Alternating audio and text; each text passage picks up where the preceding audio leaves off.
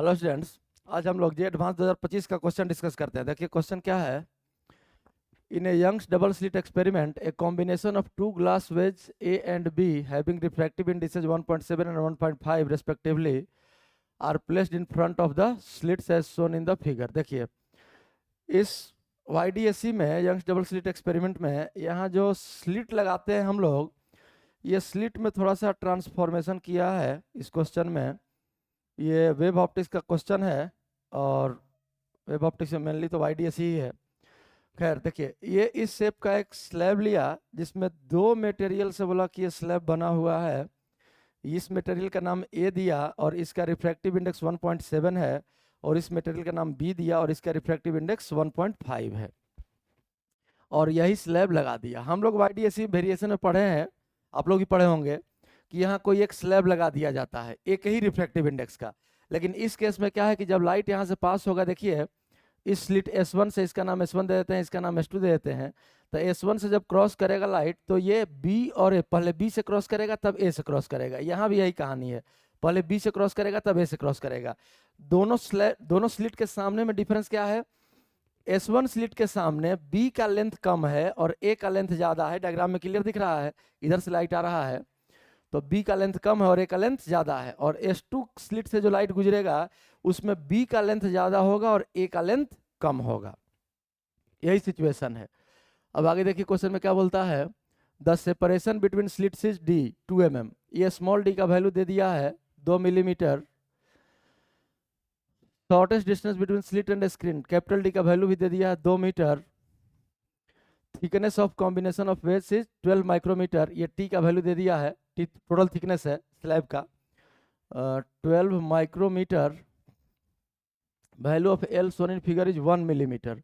ये L यहाँ भी दिया है 1 मिलीमीटर और यहाँ भी दिया है 1 मिलीमीटर, दोनों L है सिमेट्रिकल। मतलब ये स्लैब जो है ये स्लिट से 1 मिलीमीटर ऊपर है और इस स्लिट से 1 मिलीमीटर नीचे है। Neglect refractive effect of slanted interface of ways. Refraction हम लोगों को काउंट यहाँ नहीं करना है कि मीडियम चेंज करेगा तो लाइट मुड़ जाएगा, ये इफेक्ट नहीं देखना है। Due to combination of wedge the central maximum shift with respect to O by. Millimetre में दे दिया है, मिलीमीटर में ही शिफ्ट निकालना है हम लोगों को।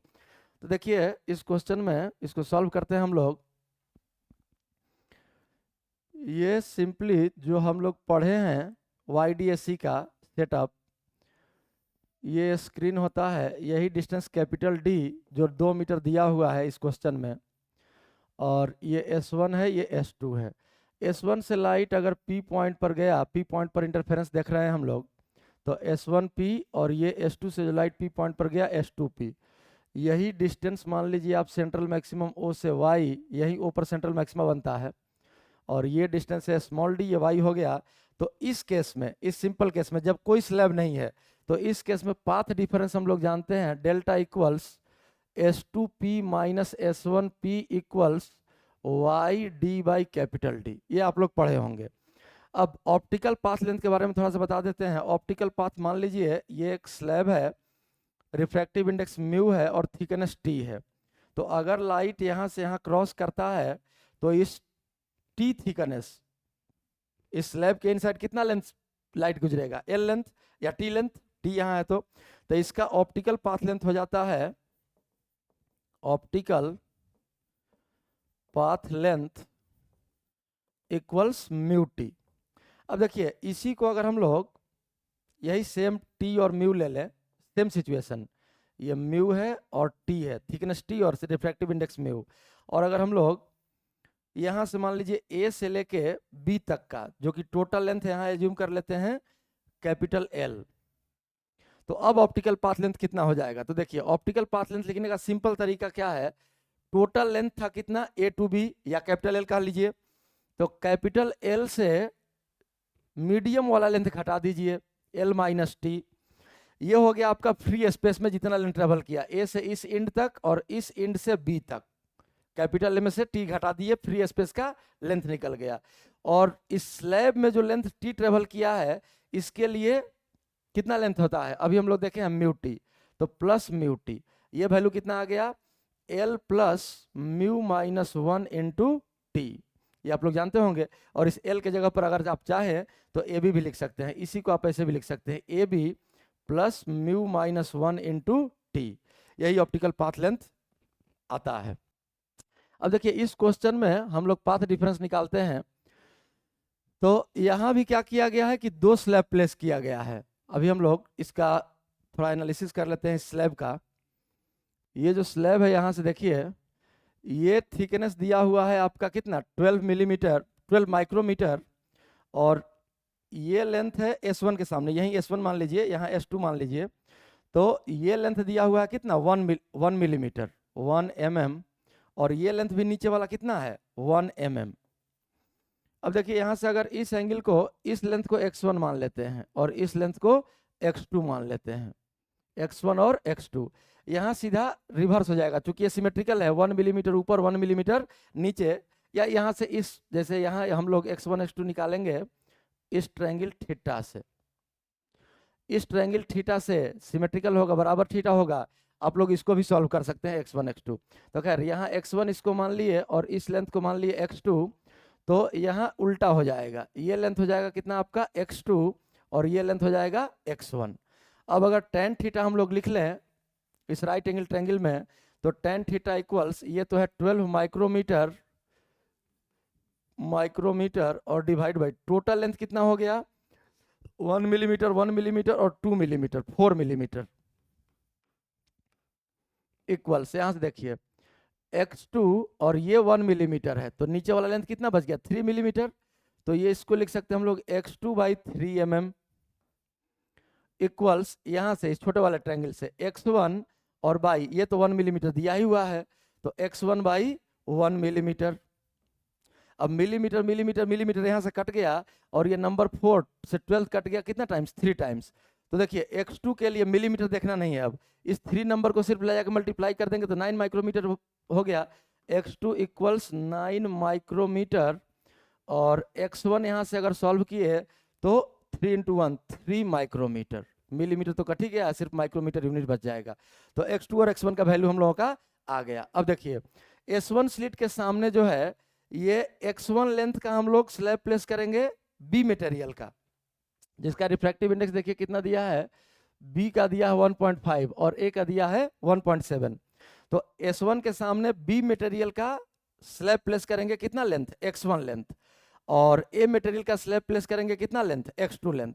उसी तरह से S2 के सामने B मटेरियल का स्लैब प्लेस करेंगे कितना लेंथ x2 लेंथ, और x1 लेंथ का मटेरियल प्लेस करेंगे A के लिए।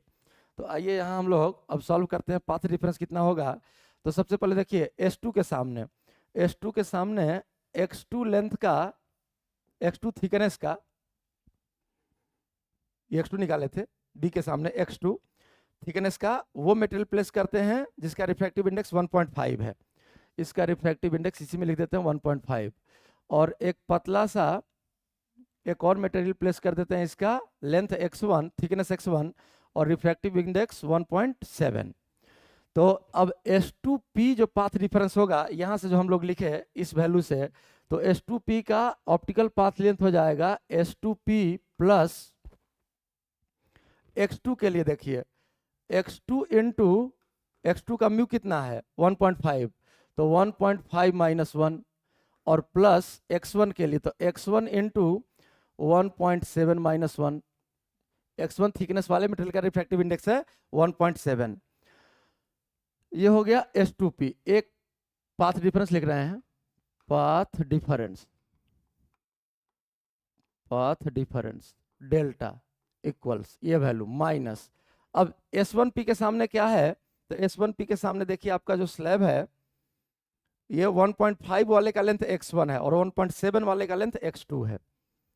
तो ये स्लैब हो गया आपका x1 लेंथ और इसका रिफ्रैक्टिव इंडेक्स है आपका 1.5, और दूसरा स्लैब हो गया जिसका थिकनेस x2 है और रिफ्रैक्टिव इंडेक्स है 1.7।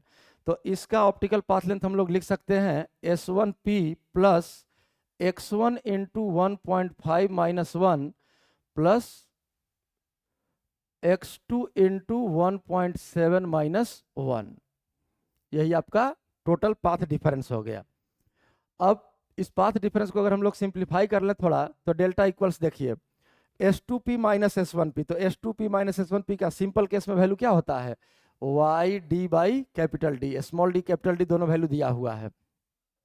अब यहाँ से देखिए 1.5 माइनस 1 ये बच गया 0.5, और इसमें से इसको घटा रहे हैं, तो 0.5 यहाँ भी 0.5 यहाँ भी, 0.5 कॉमन आ जाएगा 0.5, और बच गया x2 minus x1, x2 minus x1।